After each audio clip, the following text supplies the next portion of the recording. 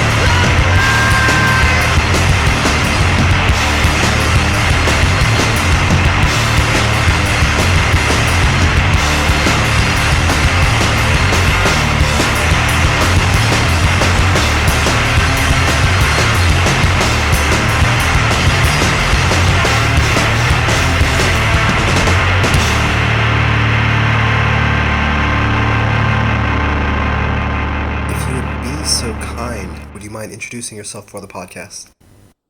Hello, I'm Kevin Whitley. I'm the guitar player, one of the singers in Cherubs, band from Austin, Texas. We're referred to as a noise rock band. I think we're probably a punk band, but then that became a noise rock thing at some point. Hello, everyone. How would you personally describe the music you make, outside of genres? I think of it as rock music. Our particular take on rock music has a lot of noise in it. That feels like ambient noise. I think for us, we in the process there's a bit of the things that we control and make happen, and then there's an element of chaos that we like to introduce into the music, so that the music is kind of being affected outside of us too. And it feels like it becomes a thing that we didn't just make and present, but it got made and we were a part of it, so we can enjoy it a little bit too. But it's rock music because for me, that's where this music came from originally. Then punk rock kind of reinvented that music. And then at some point, the noise element happened for us as we were becoming this band. And then it became a thing that we were most excited about. Otherwise, we'd be kind of bored if it was just shit that we made and then you listen to it over and over again. And I mean, anybody gets sick of themselves pretty quickly. So the fact that there's an outside forces affecting it makes it a little bit more interesting for us. Let's go over the history of Cherubs a little bit. What led to you guys forming? We were in bands back in the day in Austin. Everybody seemed like they were in multiple bands. And the three of us were working at Wheatsville Food Co-op, which is a little member-owned grocery store in Austin. And it was a little petri dish of music there and ideas. And we had been formulating this idea of a band that was big and kind of blooming all over itself and had an element of chaos in it and an element of newness from that chaos that our other bands didn't have. And we started with some real basic ideas musically and started building it together at that point. Owen and I started it. He was living in a place over by the university, and we had worked on some very basic ideas and started from there. King Coffee from the Butthole Surfers was our first drummer. I think at that point Owen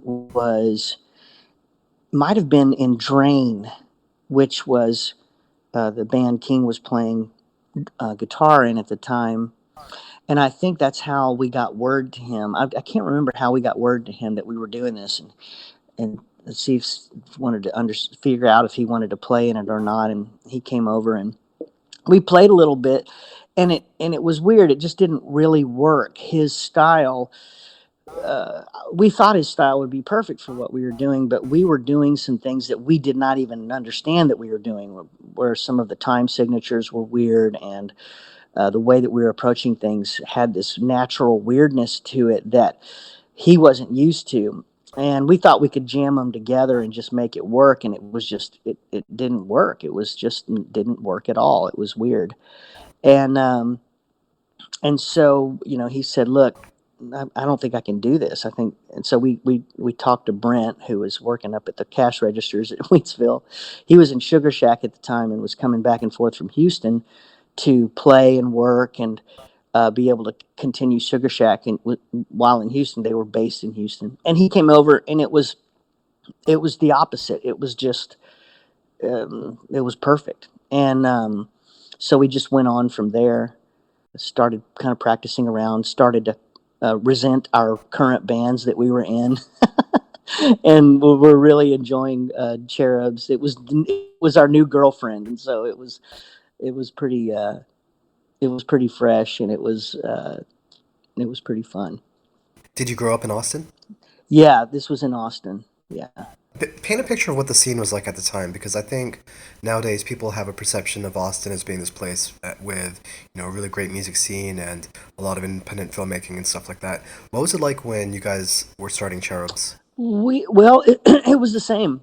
I mean, I think the reputation that it has now is largely based on that time period, because that was the time period that we had just, for me personally, I'd moved there around 83, and the punk scene had been blooming at that point, and arguably was in its full bloom around probably 82, 83, 81, during that time period. The Dicks were happening, then Scratch Acid, all of the things that were going on at Raoul's, and a lot of clubs that I personally was not, had just come in on the tail end of, so I wasn't privy to that. I had gone to a club called The Beach, and I'd seen some great shows at the Ritz. Those are no longer around, and those were soon to be not around even then. The Beach was a really quick casualty of that time period. And, when we, for instance, so when we went to work, everybody that you talked to at Wheatsville seemed like they were in a band. It just everyone that we talked, everyone that we were around was in a band. You were going to someone's practice space. It was like the entire town, at least in our culture of the town, was an art studio, and everyone was making music. Everyone was poking in on whatever anybody else was doing. I remember a time when we would have parties at our houses, and you'd play at your house, and people would come over to your house for the party. And then we would play other people's house parties, and we were playing clubs at the same time. But in a punk situation like that, the clubs weren't having us quite yet. It was hard to get into the clubs, and so you had to play parties, and you had to play these other alternative venues. And I remember one time, not even one time, it was just all the time, Daniel Johnston would come to all these parties with these tapes that he would make of his own stuff. And he would just be bugging everybody at the party to, hey, would you guys cover one of my songs? Would you guys cover my songs? Listen to my tape, cover my songs, listen to my tape, cover my songs. And he was just a total pest. And he was a sweetheart, but I remember him being at these parties and being like, damn, this guy is a total pest, because he would never let up. Even as a band of outsiders that we all were, he was an outsider even outside of that, trying to get inside of the scene. So it was like an onion. There was all of these layers to the scene back then, and that included, maybe at the center you could say that Butthole Surfers perhaps were at the center of that. If they had to say who was at the center, they may have said that the Dicks were at the center of that onion. So I don't, in that onion too, there was a lot of, art existed basically to serve the bands. Hilariously, there wasn't visual art, even though a lot comes out of this town. This town has never been known as a visual art town, but during that time period, film-wise, Rick Linklater was around and doing, setting up the foundations for Austin Film Society, and setting up the foundation to shoot Slacker. And we all knew Rick, and so we would all get these cards from him to come down and audition for things. And so that was kind of going on in the background. Him and Bill Daniel were doing that, and a lot of that was bred from, there was a little small art film place on campus that was showing off the path art films, but it wasn't really, it was scratching the surface. Maybe it wasn't going as deep as Rick wanted to go. And so that's why I think that's part of the reason he wanted to start Austin Film Society, was just to bring more film through Austin. So all of that was happening at the same time. And because we were all dirt poor, we were all working together and all living together, it was just one big mess of people doing all of these things together at the same time. And it felt crazy. It felt special, and it felt crazy. And, now we're older, and that perhaps that's going on right now. I don't feel it because I'm older, so I'm probably disconnected to the youth scene as I should be. But there was a sense of us all being in on it together back then. And it was a small town. That was back then. Austin was a college town, and when the students left for summer, you could feel the loss in town. Traffic, you could feel the emptiness. You could feel the traffic go down. And it felt like you could own the town. And it felt like the people who lived here and the crazy punks and everyone owned the town when the students weren't here. So it felt like it was ours, and you could roam around and just kind of, be around places. It's not like that now. This is a bustling city, and it doesn't feel like that anymore. The other thing that happened was that we didn't have internet then. So our connectivity was real. It was physical, and we would get together, and that's how we connected. Now I would imagine that there's a lot of connectivity going on, but it's just invisible. It's behind the scenes, and it happens in specific spots. And that's true because there's a lot going on here now that still does that. It's just in these very hyper-focused spots. So it's still got its creative juice. The creative juice is still here. There's no doubt about that. Before we move on, since you mentioned Linkletter, members of Cherubs were actually in Slacker, right?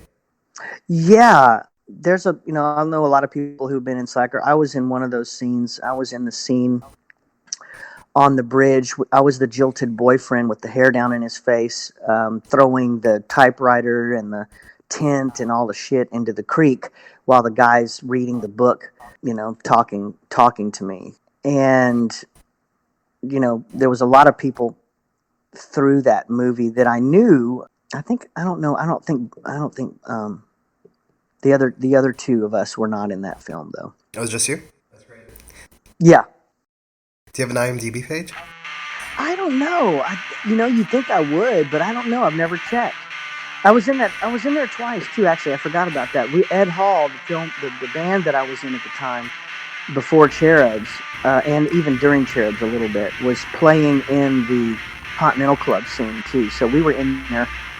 We were in there a couple times actually. I don't know. I should check that. I should check that and see if I have the page. That's funny. I'll link to it afterwards if I find it. Okay, cool.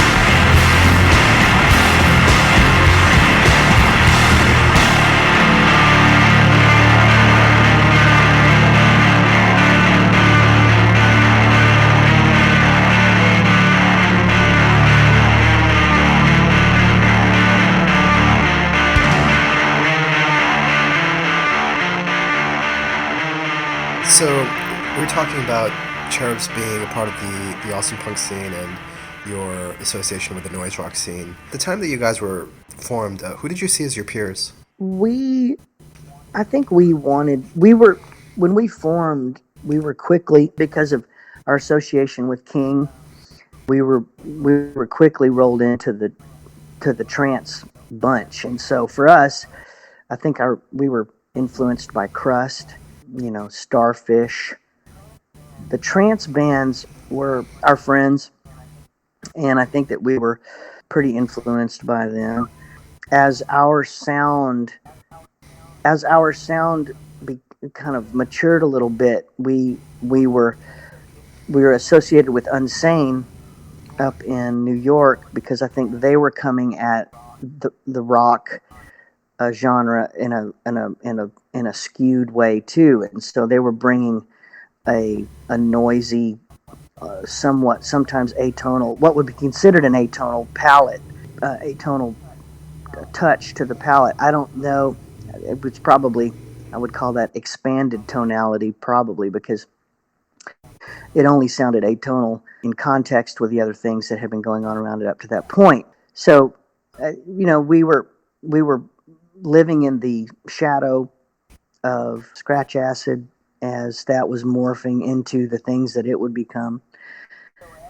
So as we did this, we intimately in town, we were part of this world where John Boy was also on trance, and so we were part of this world where we were all kind of doing some of this, a take on this noise thing. We were all doing it at the same time, and so anybody that was doing that, we were part of the family. And I think it's as you're part of that family, you're also trying to be the best that you can, and you're also responding to what everyone else is doing at the same time. So someone does something great and you're going, dang, that's really good, and it heats you up to try to be better. And we were trying to one up ourselves all the time and trying to expand what we were doing. So those bands come to mind. There was a lot of crazy stuff going on in Houston, for instance, too. But it's weird, like in Houston, that they were so much their own world that I never really felt a lot of kinship with what was going on in Houston musically. And you would think that that wouldn't be the case because we're so close. But Austin was its own insular world. San Francisco, New York, all of these places were their own insular world. And some bands that would tour out of there, you would latch on to and be into as much as you could. Thinking Fellers Union out of San Francisco. Slug. If there was a band that we had probably the most kinship with, strange chemistry and kinship with, it was Slug from San Francisco.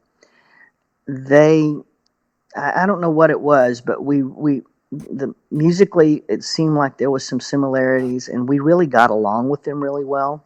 I just remember that band. We I think we did a split single with them.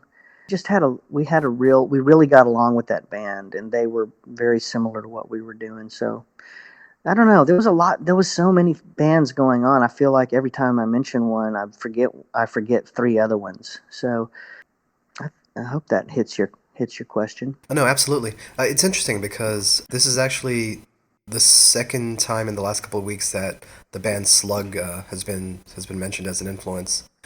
I just interviewed a gentleman named Aiden Baker who has a drone and ambient project called Nadia, and he also mentioned Slug. I guess I'll have to check them out. Yeah, you're not familiar with them, huh? No, not really. Oh, cool. I think you'll probably fall in love with them. They were so good, and it's hard to detect a taste inside of some of this nastiness, right? But that was the thing that made them so interesting, is that they were really tasteful in in the way that they approached this noise rock. They were it almost respectful, and I think that's maybe what we really enjoyed about them, was that they didn't just throw themselves at it and roll around in the chaos. Their sense of control, the way they did what they did, was really pretty exquisite, and I love their approach to songs and their approach. And they were able to do it with, Jesus, there was two bass players in that band, two bass players, guitar player, singer, drummer. I think. So, they're almost double our size, and yet they were able to create this really concise, beautiful thing. I've always loved that band, and I'm glad to be flying their flag on your podcast. Excellent. I'll definitely check them out. Cool. So let's jump ahead to 1992. I believe that's when your first album came out, right? Icing? Probably right, yeah. So you mentioned King Coffee had actually been an original member of Cherubs. How did he end up releasing your first album on his label?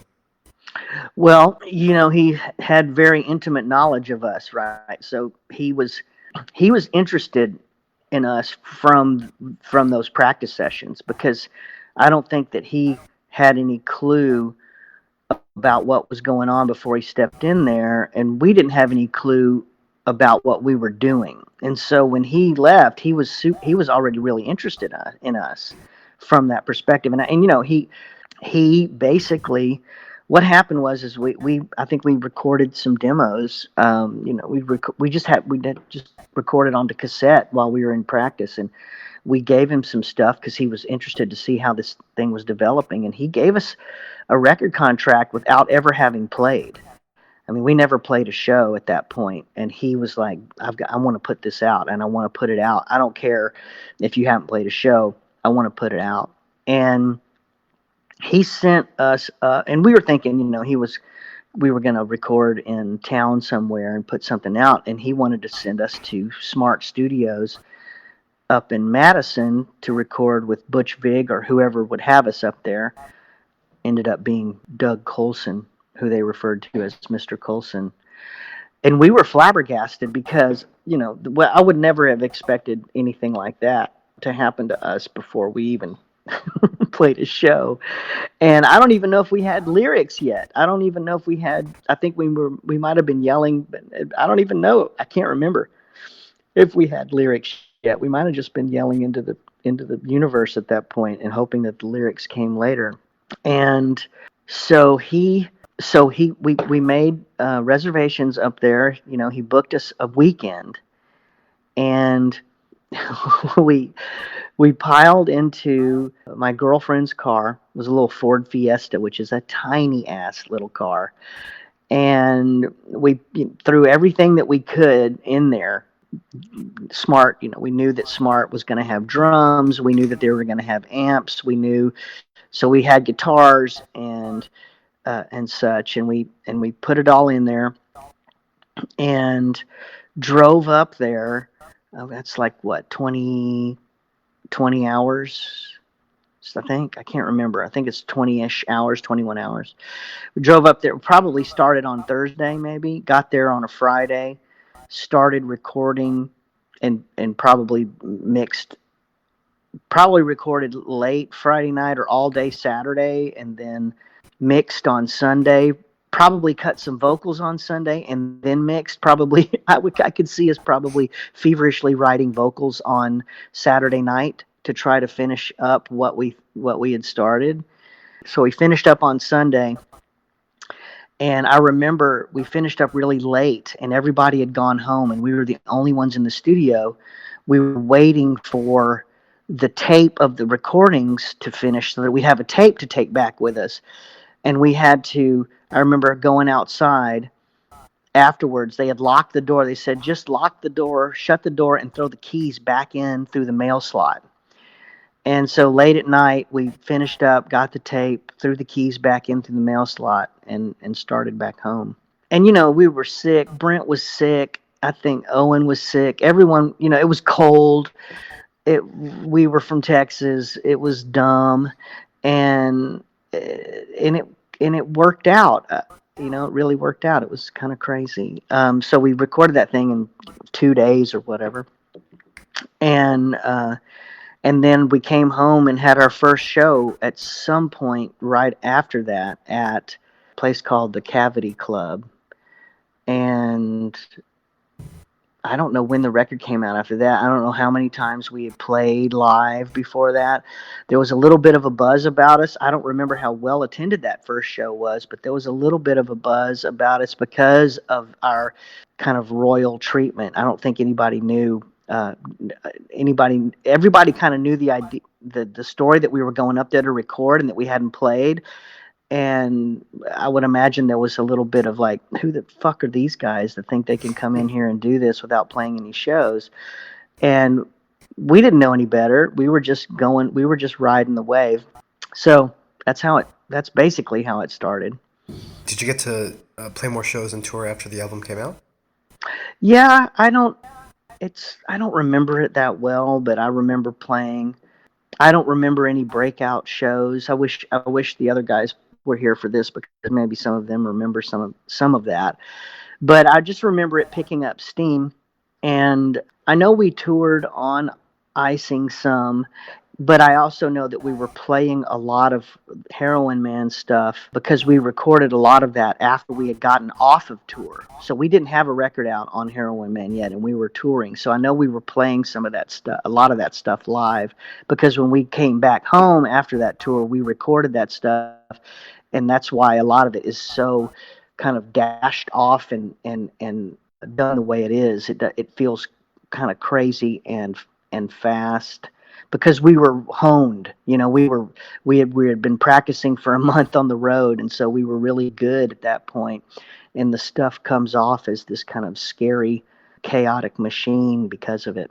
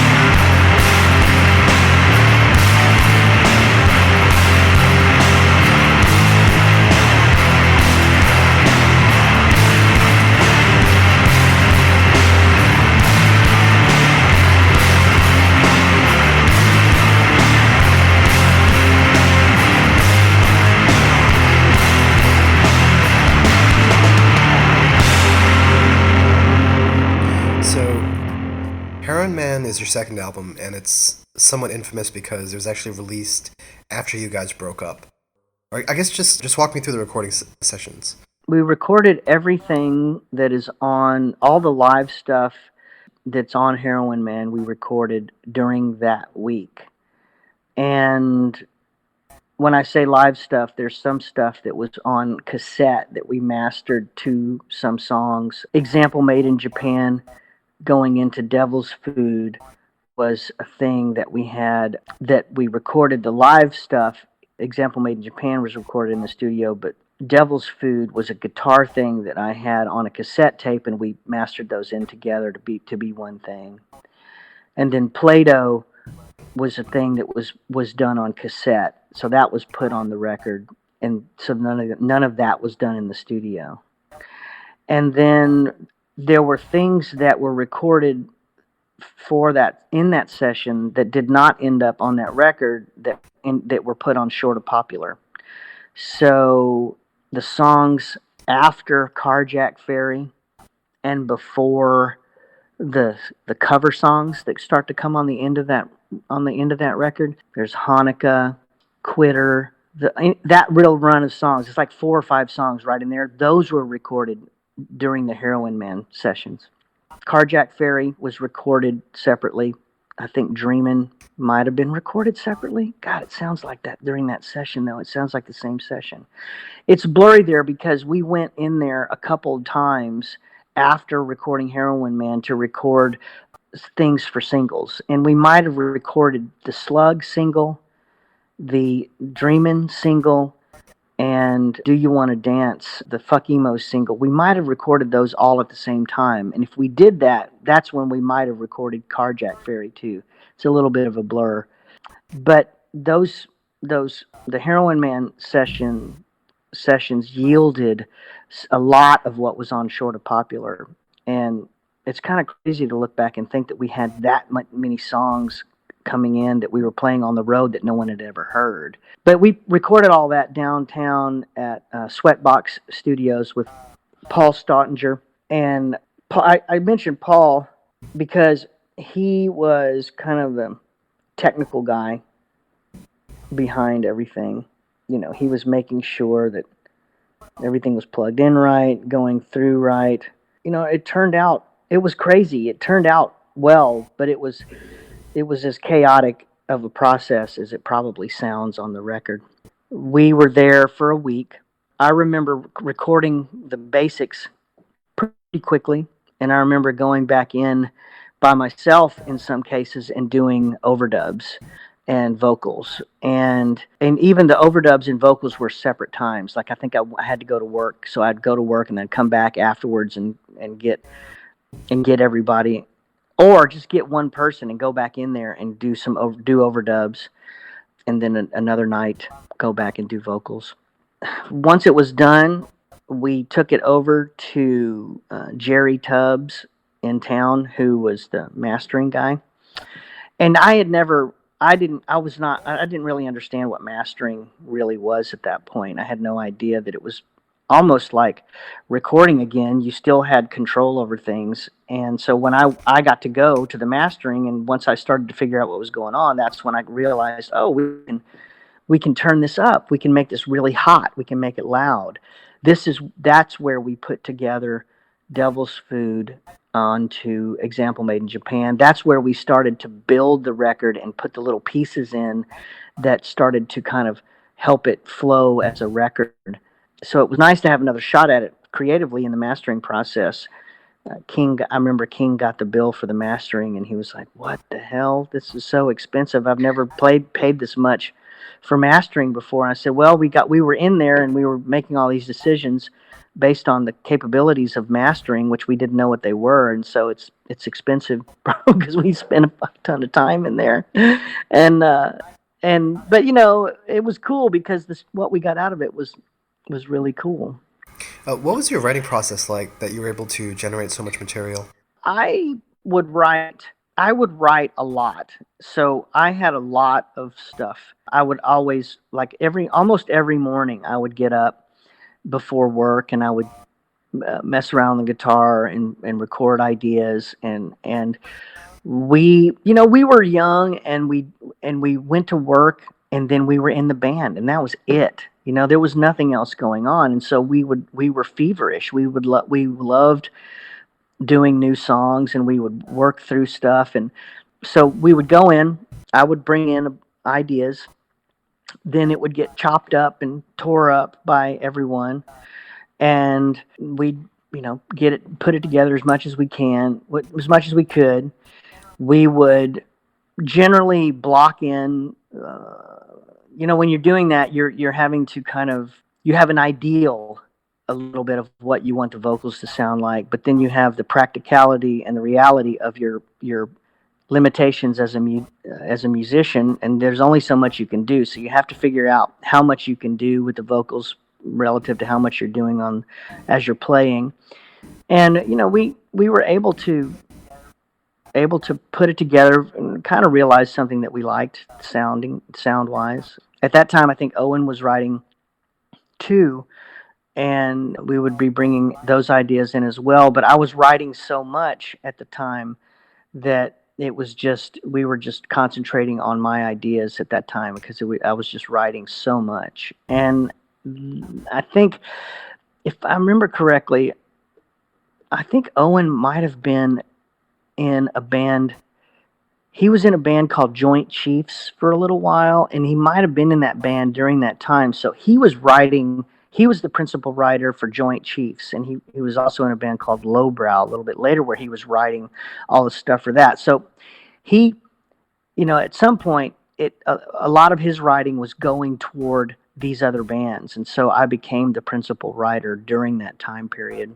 There was for a while there, it became a situation where we would get in there, we'd write, we'd get the basics down. And when I say basics, I just mean, like, here's the main riff, here's the chorus riff, here's the transition area, here's the beginning, and here's the end. We knew the pieces. The thing that we didn't know was the dynamics of how the pieces would work, where you weight the pieces, where you take some piece out to leave space. And a lot of that was done with Brent and I. A lot of that was built by us kind of just going, what if this, what if that, what if this, what if that? And Owen participated in that, but it was easier to do it with us two first, and then have Owen come in and go, okay, what about this? And kind of more fine tune it.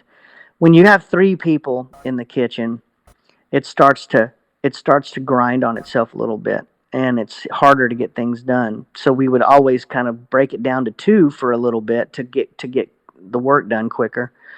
And then we would have the third one, whoever was odd man out at that point, come in and be devil's advocate. So if Brent and I were working on something through an area, then Owen would come in and kind of pick it apart and say, what about this, what about that? Much easier to do when you have something to pick apart than having to build it together. Same thing with Owen and I. If Owen and I were building something together, Brent would come in and go, what about this, what about that?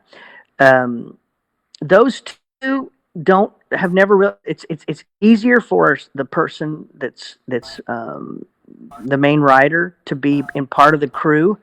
I've left them alone some to figure out grooves, and so they'll knock that out.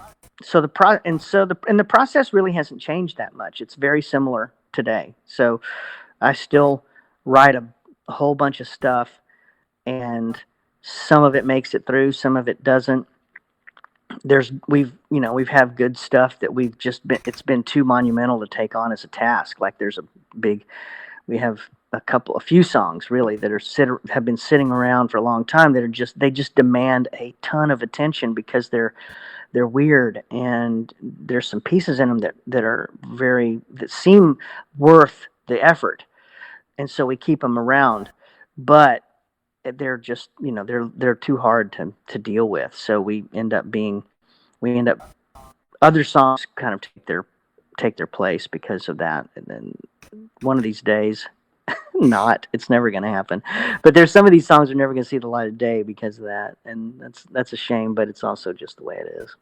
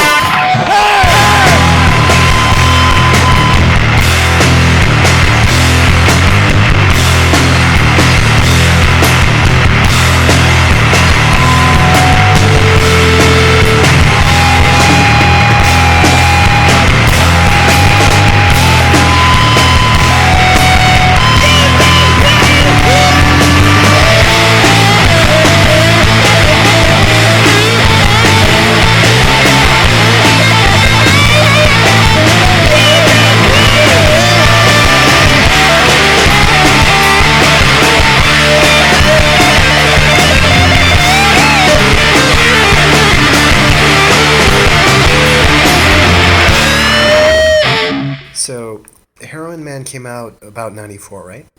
I think that's right. Yeah. And by that point, you guys had already broken up, and some of the members of Cherubs had actually moved out of Austin at that point, right? Or in the following Yeah. years. Yeah.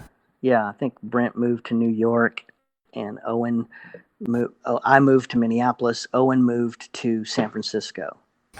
Not all at the same time, but in that area, it happened fairly concisely in that area of time. What led to you guys all coming back together? Well, we had all gone away and been professionals and gotten married and had kids, and we'd grown up a bit and done a little bit of the mainstream dance, and we had come to a point where we were coming back into each other's orbit. So I was back down in Austin. I'd been back. I only was in Minneapolis for a couple years, and so when I came back down to Austin, I'd been here for a while. Brent was in New York for quite a while, and then ended up back in Austin, and so we gradually kind of rotated into each other's orbit. At that point, Owen was in Asheville, North Carolina, and I think one of the galvanizing pieces of us getting back together was we all missed music. There's no doubt about that. We missed playing. There was no doubt about that. But the idea that we would ever be Cherubs again was kind of far-fetched. I don't think any of us really considered it. It was a nice thing to think about as a thing that we were part of in the past. But it didn't seem like there was much relevance for anyone currently. It just seemed like to all of us that music was part of that era, and it would never come back, and it wasn't built to last, and it was not part of what music itself wanted as its own legacy. I think music had become, perhaps conservative might be a way to say it. I don't know if that's a good way to say it, but it just felt like this aggressive, noisy, protesty style music had fallen out of favor. And then, these guys started making this tribute record. We started to hear about this tribute record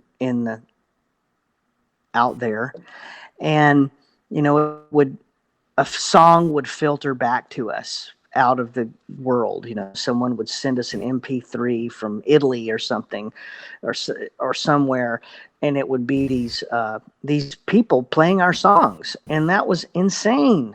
It just felt weird to go, what? We did this 20 years ago, 15 years ago at that point, and there's these people playing our songs, and they want to make a record, and it just seemed so unlikely, and it seemed crazy to us, but it also made it seem like, wow, there's people that really care about this music, and people who care about us, and we've affected these people. And that seemed crazy. That never had that thought that you would do something like that and it would actually make a difference in someone else's life, to the point that they would make a freaking tribute record for you and for the fans. And we would listen to this stuff in amazement, and then it made us start talking to each other. Owen heard about it, and we started talking to Owen, and he kept on poking about should he come back to Austin, and we said no. We said, I mean, you shouldn't, because we can't guarantee that we're going to do this. We don't know. But then the saga of the tribute record was its own crazy thing, where the people who started it couldn't finish it because someone got sick, and so they passed it off to some other people, and these other people took on the task of putting out the record, and it finally got put out. And during that process, we started to hear of all these other bands who were covering our songs, which we also couldn't believe. When we heard that Red Fang was covering Carjack Ferry, I was amazed. So basically what happened is by our work filtering into this next generation of people making music, it got us excited about it again. And we started really being serious about at least trying to get in the same room together just to see if it was even interesting. Because the other thing is it happened a long time ago. I didn't know if this was going to make sense to write this kind of stuff anymore. And, we were surprised to get in the room finally and start playing music and have it feel natural, have it feel like, oh, wow, this doesn't feel weird at all. That was probably the weirdest thing about it, was that it didn't feel weird. It felt natural. And so then we kind of proceeded that way to kind of take it seriously enough to see where it would go. And at that point, the thing that really kind of broke through was Owen contacted the drummer for Red Fang about them doing that cover, and the drummer knew the guys in Brutal Panda, and that's how the record deal got done. Was he introduced us to Mike Lara and Bob Lugow, and that's how that got done. So basically, we sent this record and these recordings out into the world. The community kind of took them under wing, and then the community gave us back the love, and then we're back doing it again for the community. I would have to say. I mean, it's for us too, but we're older now, and it's a little crazier to do this as an older person. So the community helps for a lot. That's great. Who actually ended up putting out that tribute record? Sean Gribb is the main guy. Sean Gribb and Manuel Vignani. These dudes, I don't even know if they've ever even met each other in the flesh. One of them is in Italy. One of them is in Detroit. And I'm looking around. I'm in my house, and I'm looking around for a copy of it because there may be some more information on there. Let me see if I can find it. But they put this thing out, and some of the songs on it are incredible. And then I think Manuel went on to do a Unsane tribute record too, which I think has got a lot of the same types of bands on it. I'm not seeing that thing here, so I'm not going to be able to look at it and talk to you about it with it in my hand. Let me go up here. That's okay, no worries. I was just curious. Okay, yeah.